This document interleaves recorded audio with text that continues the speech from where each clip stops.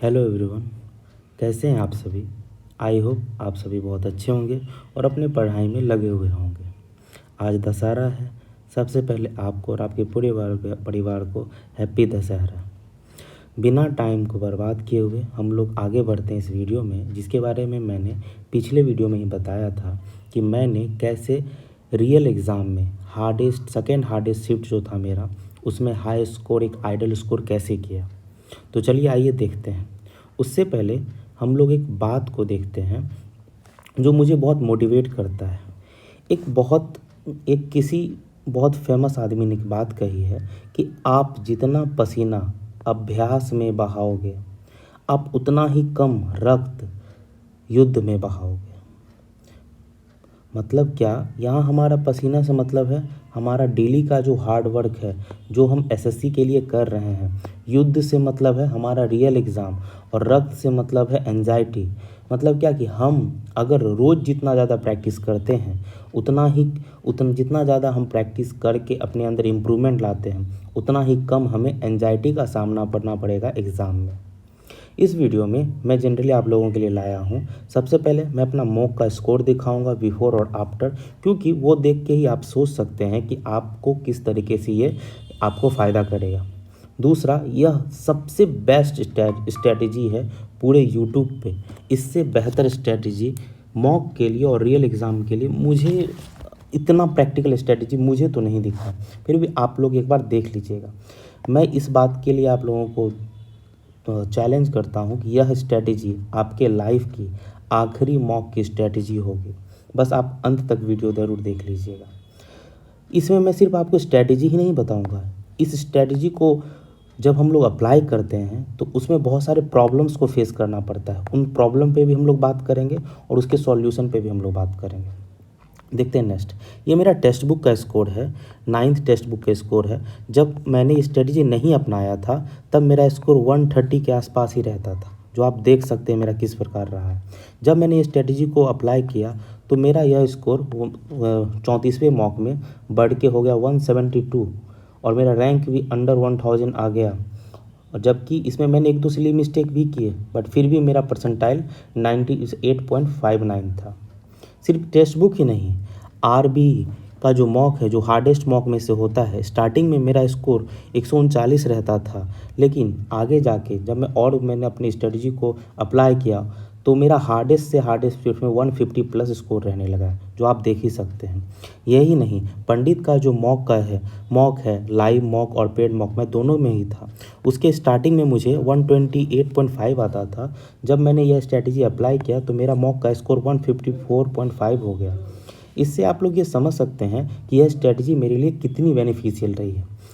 उसके बाद देखिए, ये मेरा रियल एग्ज़ाम स्कोर है। रियल एग्ज़ाम स्कोर जो सेकेंड हार्डेस्ट शिफ्ट रहा है, 18 अक्टूबर का थर्ड शिफ्ट, आप आरबी के चैनल पर जाके देख सकते हैं, जहाँ का एवरेज स्कोर 110 था, उससे भी कम ही था। उसमें मैंने 152.5 स्कोर किया, जो नॉर्मलाइज स्कोर 172.5 रहा है। आइए देखते हैं। सब चीज़ सवाल आता है कि मैंने हार्डेस्ट शिफ्ट में 150 प्लस स्कोर आखिर किया तो किया कैसे, जब मेरा स्कोर 130 आ रहा था, 125 आ रहा था, लगातार मैं बहुत परेशान हो रहा था। तो मैंने यह 130 से 150 170 का स्कोर मैंने कैसे तय किया। मैं कोई ब्रिलियंट स्टूडेंट नहीं था। मैं एक एवरेज स्टूडेंट रहा हूँ, जो मेहनत करके अपने आप को इम्प्रूव करने के बारे में ही सोचता हूँ। तो मैंने बहुत सारे इम्प्रूवमेंट किए खुद के अंदर। मैं सेम इम्प्रूवमेंट आप लोगों के सामने ला रहा हूँ बिना कोई चेंज किए। ये देखिए, मैं जहाँ पढ़ रहा था मैंने यह अपने सामने चिपका रखा था, और सेम मैं उसी का फ़ोटो आपके सामने लेके आया हूँ कि ताकि आपको डाउट ना हो कि मैंने उसमें कुछ चेंज कर दिया है। देखिए, मैंने मॉक को चार टाइप में बांटा। जनरली हमें 4 टाइप के मॉक देखने पड़ते हैं। एक जो लाइक प्रीवियस ईयर होते हैं, दूसरा जो जहाँ जिसमें इंग्लिश हार्ड हो जाता है, मैथ हार्ड हो जाता है और रीजनिंग एवरेज रहता है। तीसरा क्या, इंग्लिश बहुत इजी आ जाता है, रीजनिंग हार्ड हो जाता है, मैथ हार्ड हो जाता है। और चौथा क्या, जब सभी इजी आ जाए। इस चार टाइप के मॉक के अलावा ज़्यादा कुछ वेरिएशन मुझे देखने के लिए नहीं मिला। हर एक टेस्ट के अकॉर्डिंग हमारे स्ट्रेटजी में कुछ चेंज करना पड़ेगा। जैसे अगर हमारा मॉक प्रीवियस ईयर जैसा रहता है, ये हमारा रियल एग्ज़ाम पहले के एग्ज़ाम जैसा ही होता है, तो मैं पहले इंग्लिश फोकस करता था, फिर रीजनिंग करता था, सॉरी पहले इंग्लिश करता था, फिर जीएस करता था, फिर रीजनिंग करता था, फिर मैं मैथ करता था। तो ये जो टाइम है, ये मुझे इस टाइम तक इंग्लिश के सेक्शन को छोड़ देना है, जिसमें अगर मैं 20 से 25 भी अटैम्प्ट करूँ तो मेरे लिए कोई प्रॉब्लम नहीं है। फिर 47 मिनट जब मुझे बचता था तो मैं जीएस का सेक्शन छोड़ देता था, जिसमें 10 से मैं 25 अटैम्प्ट करता था। ऐसे ही करके मेरा फर्स्ट राउंड 17 मिनट रहते ही कंप्लीट हो जाता था और मेरे इतने सारे क्वेश्चन हो जाते थे। सेकेंड राउंड में मैं सबसे पहले इंग्लिश पे जाता था, अगर कोई क्वेश्चन छूटा हुआ रहता था तो 1 से 2 मिनट में मैं उसको सॉल्व करता था और बाकी के टाइम डिवोट कर देता था मैं रीजनिंग को, और अगर उससे कोई टाइम बच जाता था तो जीएस में। इसमें मुझे क्या बात याद रखनी थी अपने दिमाग में कि अगर यह जो है सिली मिस्टेक का ध्यान रखना है। अगर प्रीवियस ईयर में हम प्रीवियस ईयर जैसा हमारा एग्ज़ाम पेपर आता है तो सिली मिस्टेक करना एक क्राइम माना जाएगा। वहाँ पे अगर हम सिली मिस्टेक करते हैं तो बहुत लोगों से पीछे हो जाएंगे। स्किप पे बहुत ध्यान देना होगा, जैसे बहुत ज़्यादा कैलकुलेशन आ रहा है तो उस तरह के जो क्वेश्चन है उसे हमें लास्ट में करना है, इस बात पे ध्यान रखना है। मन को शांत रख के हर एक क्वेश्चन को करना है। मैंने ये सारी बातें लिख रखी थी। दूसरा, अगर क्या हो जाए कि अगर इंग्लिश हार्ड आ जाए, मैथ मॉडरेट रहे, रीजनिंग मॉडरेट है, तो हमारी स्ट्रेटजी क्या होगी? उस बिहाफ पे हमें इंग्लिश में 10 मिनट टाइम देना होगा और 50 मिनट पे इंग्लिश छोड़ देना होगा, और हमारा अटेम्प्ट ये रहेगा 5 मिनट जीएस को देना है, 33 मिनट रीजनिंग को देना है, 5 मिनट जीएस को देना है, और उसके बाद 12 मिनट है वो रीजनिंग को देना है, और 11 मिनट बचते ही हमें सेकेंड राउंड पे चले आना है। और वहाँ पे जो इंग्लिश में हमारे शिफ्ट में जो हार्ड आया हुआ था उस इंग्लिश को हमें अच्छे से देखना है, और उसके बाद जो बचे हुए मैथ के क्वेश्चन है करने हैं। जैसे इंग्लिश हमारा टफ आ जाएगा, आता है तो हम जीएस में बिल्कुल सोचने में टाइम नहीं देंगे, क्योंकि हमें पता है कि इंग्लिश टफ आया और आगे का पता नहीं है कि रीजनिंग और मैथ टफ आएगा। तो इसके लिए हम जीएस में जो आएगा वो करेंगे और जो नहीं आएगा उसे छोड़ते चले जाएंगे। फिर रीजनिंग के टेस्ट में जो क्वेश्चन है, जो स्किप हैं, जो एक ही बार में हमें क्रैक नहीं हो रहे हैं, उसको मैं स्किप कर दूंगा। और मैथ में जो लेंदी क्वेश्चन है, कैलकुलेटिव है, मैं उसको स्टार्टिंग में स्किप करूंगा। ये हमारा स्किप करने का स्ट्रैटेजी रहेगा। थर्ड, यही वाला टाइप मेरे रियल एग्ज़ाम में देखने के लिए मिला था, यही सेम टाइप। इसमें क्या था, इंग्लिश ईजी था, रीजनिंग नॉर्मल था, और मैथ भी नॉर्मल था। मैथ नॉर्मल से ज़्यादा हार्ड था, मैथ हार्ड था। इसमें मैंने इंग्लिश 52 में कंप्लीट कर दिया था, और जीएस 47 मिनट रहते ही मेरा सारा कंप्लीट हो गया था।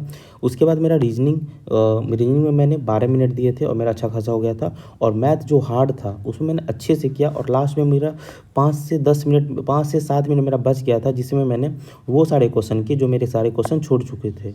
और मैंने इस बात को अपने दिमाग में बसा लिया था कि जब इंग्लिश ईजी होता है तो मुझे पता चल जाता है कि रीजनिंग को फास्टली करना है, क्योंकि मैथ और रीजनिंग जब कैलकुलेटिव हो तो सबसे इम्पॉर्टेंट है कि स्किपिंग पे ध्यान दें, क्योंकि पता नहीं होता है कि हमें आगे कौन से क्वेश्चन देखने के लिए मिलेगा। स्किपिंग, अगर हमारा जब भी शिफ्ट हार्ड होता है और तो सबसे बड़ा हमारा टूल्स कोई है तो वो स्किपिंग है। अगर हम स्किपिंग अच्छे से कर लेते हैं, जिसकी प्रैक्टिस हम मॉक में बहुत अच्छे से कर लेते हैं, तो हम हार्ड से हार्ड शिफ्ट में भी टाइम बचा करके सारे हार्ड क्वेश्चन को कर सकते हैं। थर्ड, जो सब इजी आए, तो जब भी हमारा क्वेश्चन सारा सेक्शन इजी आने लगे तो एक चीज़ ध्यान रखना है कि यहाँ पे टाइमिंग का खेल नहीं है, यहाँ सिली मिस्टेक का खेल है। मतलब क्या कि अगर हम सिली मिस्टेक एक भी कर देते हैं तो उसमें हमारा स्कोर बहुत नीचे हो जाएगा और नॉर्मलाइजेशन में भी हमें घाटा देखने के लिए मिलेगा। कम से कम सिली मिस्टेक करना हमारी स्ट्रैटेजी होनी चाहिए, और नॉर्मलाइजेशन से ही इसमें लड़ाई होगी कि एक्चुअली में हम एग्ज़ाम में कैसा परफॉर्म करते हैं और हम वहाँ पे किस तरीके से बिहेव करते हैं। मेरा एग्ज़ाम ये थर्ड टाइप वाले स्ट्रैटेजी पे मेरा एग्ज़ाम आ गया था, और मैंने इसी चीज़ को फॉलो किया था, और मेरा स्कोर 152.5 है, और जो नॉर्मलाइज होकर 172.5 दिखा रहा है रैंक मित्रा पे और स्टडी IQ पे। मैं आपको समराइज़ कर देता हूँ। हम जब भी मॉक देने बैठेंगे तो हमें चार तरह के मॉक्स के टाइप्स देखने के मिलेंगे। जो प्रीवियस ईयर टाइप होगा, इंग्लिश हार्ड होगा, मैथ और रीजनिंग मॉडरेट लेवल का होगा, इंग्लिश इजी होगा, रीजनिंग और मैथ मॉडरेट लेवल का होगा, और जिसमें इंग्लिश, रीजनिंग और मैथ तीनों मॉडरेट लेवल का होगा। आप इस चीज़ को स्क्रीनशॉट लेके अपने कॉपी पे लिख सकते हैं, और मैंने ब्रीफली आपको ये सारी चीज़ें बता रखी है। अब आते हैं, ऐसा नहीं है कि मैंने ये आपको स्ट्रेटजी फॉलो की बताया और आप इस चीज़ को तुरंत फॉलो करने लगेंगे और आप 150 स्कोर तुरंत ही करने लगेंगे। नहीं, इस चीज़ को अप्लाई कैसे किया जाएगा, पहले इस बात पे ध्यान दीजिए। जो भी वो ऊपर के जो मैंने पेज पे लिखा था, उस सारी बात को आप एक A4 साइज़ पे लिखिए। उस A4 साइज़ को आप जहाँ पे पढ़ते हैं उसके सामने के वॉल पे उसको आप चिपका दीजिए। उसको चिपकाने के बाद आपको सेकंड क्या करना है, विजुअलाइज़ करना है हर एक मॉक से पहले कि ये मॉक मेरा अगर ये ऐसा आया तो मैं इसमें ये सारा स्ट्रेटजी फॉलो करूँगा। इंग्लिश को इतने टाइम पे करूँगा, जीएस को इतने टाइम पे करूँगा, वो सारा चीज़ आप विजुअलाइज़ करेंगे। उसके बाद जब आप रियल टाइम में मॉक दे रहे होंगे उस चीज़ को आप इम्प्लीमेंट करेंगे। क्योंकि अगर हम भले ही कितनी स्ट्रेटजी जान लें, भले ही हम कितना विजुअलाइज़ कर लें, अगर हम उसको मॉक में सही से अप्लाई ही नहीं कर पाते हैं तो हम एग्ज़ाम में भी उसको अप्लाई नहीं कर पाते हैं। अभी 2025 के एग्ज़ाम होने में अच्छा खासा टाइम है। मिनिमम आपको 6+ मंथ आपको मिलेंगे। अगर आप इन स्ट्रेटजी को 6 मंथ तक अपने मॉक पे अप्लाई करते हैं तो वो आपके दिमाग में पूरी तरीके से बैठ जाएगा। फिर और एक बात का और ध्यान रखना है, ऐसा नहीं है कि आपने ये नोट किया, उसको आपने दीवार पे चिपका दिया, विजुअलाइज करना स्टार्ट किया और 1-2 मॉक पे लगा दिया और आपका स्कोर बूस्ट कर जाएगा, 150 160 आने लगेगा। बिल्कुल ऐसा कुछ नहीं होने वाला है। एटलीस्ट आपको 10 मॉक तो लगेंगे ही लगेंगे। जब आपका पूरा मन इस चीज़ को पूरे अपने अंदर बसा ले कि हाँ, मुझे ये 4 तरह के जो टाइप के क्वेश्चन आएंगे और मुझे अलग अलग टाइप के जो क्वेश्चन आ रहे हैं उस पर मुझे किस तरीके से डील करना है। 10 मॉक आप जैसे ही दे देंगे, 8 से 10 मॉक आप जैसे ही दे देंगे और आप मेरे सारे स्टेप्स को फॉलो करते हैं तो आपको इम्प्रूवमेंट डेफिनेटली देखने के लिए मिलेगा। मैं आपको गारंटी देता हूँ ये आपके लाइफ की सब आखिरी मॉक की स्ट्रैटेजी होगी और ये आपको बहुत बेनिफिशियल करने वाला है। अब ये जब हम अप्लाई करेंगे तो हमको क्या क्या प्रॉब्लम्स देखने के लिए मिल सकते हैं, पहले हम लोग प्रॉब्लम की बात करते हैं और फिर उसी प्रॉब्लम को हम कैसे सॉल्यूशन निकालेंगे उसको भी देखते हैं। सबसे पहला प्रॉब्लम आप लोग फेस कर सकते हैं, जो मैंने भी फेस किया था। मॉक टाइम पे आपको ये याद ही नहीं आएगा कि आपने क्या स्ट्रेटजी बनाई है। स्टार्टिंग में आपको ये बहुत ज़्यादा फेस करने के लिए मिलेगा, आपको ये बहुत बर्डन लगेगा। दूसरा क्या है, जो आपके वीक चैप्टर्स हैं वहाँ पर आप टाइम मैनेजमेंट नहीं कर पाएंगे। आपने डिसाइड किया है मैथ को, फर्स्ट राउंड का मैथ जो है आपको 20 मिनट में करना है, बट आपका जैसे मान के चलिए एसआई वीक है और वहाँ पे आपको कोई क्वेश्चन आ गया जो थोड़ा डीप लिखा हो, डीप है, उसमें आप क्या कर देंगे, 2 मिनट या 3 मिनट लगा देंगे, जिससे आपकी पूरी स्ट्रैटेजी बर्बाद हो जाएगी। तो वीक चैप्टर्स आपको टाइम मैनेजमेंट में प्रॉब्लम कर सकते हैं। तीसरा क्या, स्टार्टिंग में स्कोर में कोई चेंज नहीं आएगा। आपको लगेगा अरे यार क्या ही ये स्ट्रेटजी है, कुछ इम्प्रूवमेंट नहीं देखने के लिए मिलेगा। तो मैंने आपको पहले ही बताया, आपको एटलीस्ट 10 मॉक तो लगेंगे जो आपको स्कोर इम्प्रूवमेंट दिखाई देगा। उसके बाद आपका मन करेगा, जब आपका स्कोर नहीं बढ़ेगा तो आपका मन करेगा चलो भाई दूसरा स्ट्रेटजी देख लेते हैं। लेकिन एक बात बताइए, आप अपने मन को कब तक दूसरा स्ट्रेटजी देख लेते हैं, तीसरा स्ट्रेटजी देख लेते हैं, चौथा स्ट्रेटजी देख लेते हैं और उसको आप अप्लाई ही नहीं कर पा रहे हैं। जब मैंने अप्लाई किया, मेरे स्कोर में आप लोग बूस्ट देख सकते हैं कि मेरा किस तरह से स्कोर 120 130 रह रहा था और वो बूस्ट होकर 172 तक गया। लास्ट में मुझे 179 तक भी आया, बट मैंने वो नहीं डाला स्कोर। मुझे लगा कि आप उस चीज़ से शायद अभी रिलेट नहीं कर पाए, बट आपका भी 165 एवरेज स्कोर रहने लगेगा टेक्स्ट बुक पे। किसी भी मॉक में आपका 98 परसेंटाइल से ऊपर रहने लगेगा, मेरा विश्वास कीजिए। अब आते हैं इसके सॉल्यूशन क्या है। पहला क्या है कि आपको हर मॉक से पहले सभी स्ट्रेटजी को पढ़ना है और मन में विजुलाइज करना है कि कौन सा स्ट्रेटजी कब लगेगा। ये आपको बिल्कुल डेफिनेटली करना है। दूसरा क्या है कि जो चैप्टर्स आपके वीक हैं, यूट्यूब पे जो चैप्टर आपके वीक हैं उसको सबसे पहले आपको प्रैक्टिस करना है। मैं आपको बोलता हूँ यूट्यूब से ही प्रैक्टिस कीजिए। जैसे अगर कोई मैथ के चैप्टर्स वीक हैं तो मैंने भूतेश सर से प्रैक्टिस किया था, आप किसी से भी कर सकते हैं, मुझे वे बहुत बेटर लगते हैं, आप एक बार सर्च कर सकते हैं इनको। उसके बाद क्या है कि अगर आपका वोकैब या न्यू टाइप के क्वेश्चन गलत हो रहे तो कोई परेशान होने की बात नहीं है, आप उसको नोट कीजिए और आगे बढ़िए। क्योंकि इसमें तो टाइम भैया, इसमें तो टाइम लगता ही लगता है। ये तुरंत आसानी से ना ही आपका वॉक इम्प्रूव होने वाला है, ना ही आपके न्यू टाइप के क्वेश्चन इम्प्रूव होंगे। इसमें तो आपको टाइम लगेगा ही लगेगा, इस बात के लिए आप निश्चिंत रहें।